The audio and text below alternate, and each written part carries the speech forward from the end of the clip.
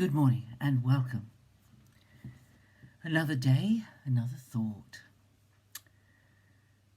And my thinking is linked to some lovely flowers I was given a week or so ago, which have lasted very well.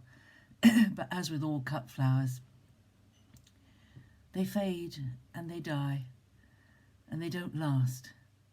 And it reminded me of the verse in Isaiah. It's chapter 40, verse 8. The grass withers, the flower fades, but the word of our God will stand forever. There's a bit more to it, and it's quoted, of course, in 1 Peter. But verse 6 of chapter 40 says, all flesh is grass, and all its beauty like the flower of the field. The grass withers, the flower fades, when the breath of the Lord blows upon it. Surely the people is grass. The grass withers, the flower fades, but the word of our God will stand forever. However permanent our world feels at times, there are some of us who actually think we're going to live on this earth forever, and they never really believe they're ever going to die or anyone they love is going to die. But the reality is, until we enter eternity, the only two things that are certain, that's what they say, isn't it? Death and taxes.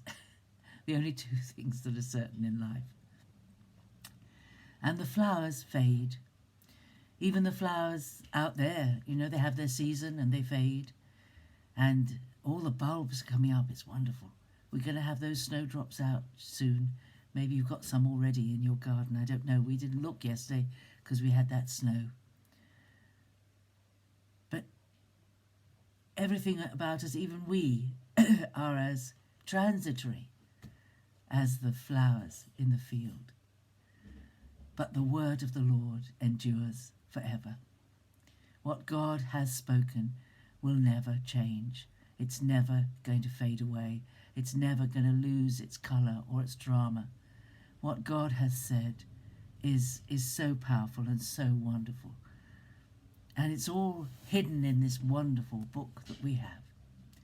And so it's been a great joy to read the shorter letters of Paul.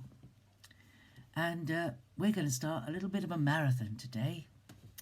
We're going to start Romans. And I think we'll do it a chapter at a time. Romans is such a rich book. Every chapter has such wisdom in it. But the thing about Romans is we need to get the sweep of his argument, because and Paul, as in many of his letters, writes some really, really long sentences. So we have to take our time reading it, but there's 16 chapters, so 16 days will see us reading it, one chapter a day. So start today, my friends. Romans chapter 1 today. Read it. I think it's perfectly possible to read the same chapter, one chapter, in two different versions of the Bible. At one sitting, if you can, that would be lovely.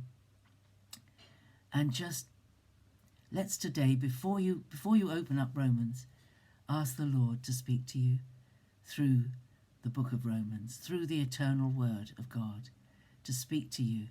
These words in Romans have changed lives. It was Romans that changed Martin Luther forever.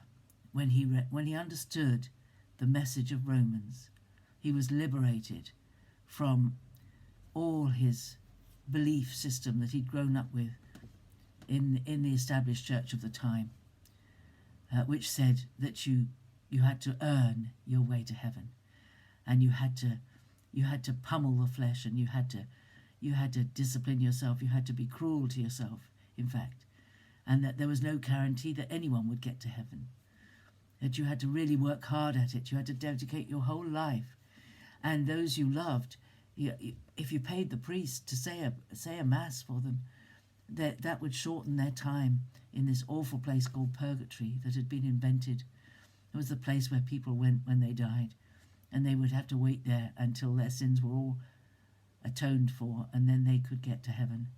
And he read Romans, and Romans transformed his life. So be prepared for transformation, because Romans is a really, really, really strong, powerful book. And it's our joy to read it. So every day when you come to read your next chapter of Romans, look forward to it with anticipation, because there are riches, there's treasure to be found in the book of Romans. So this thought that everything is transitory, the grass, the flowers, all flesh, but the word of our God endures forever. Wonderful. Romans, I'm looking forward to it. I'll see you tomorrow. Bye-bye.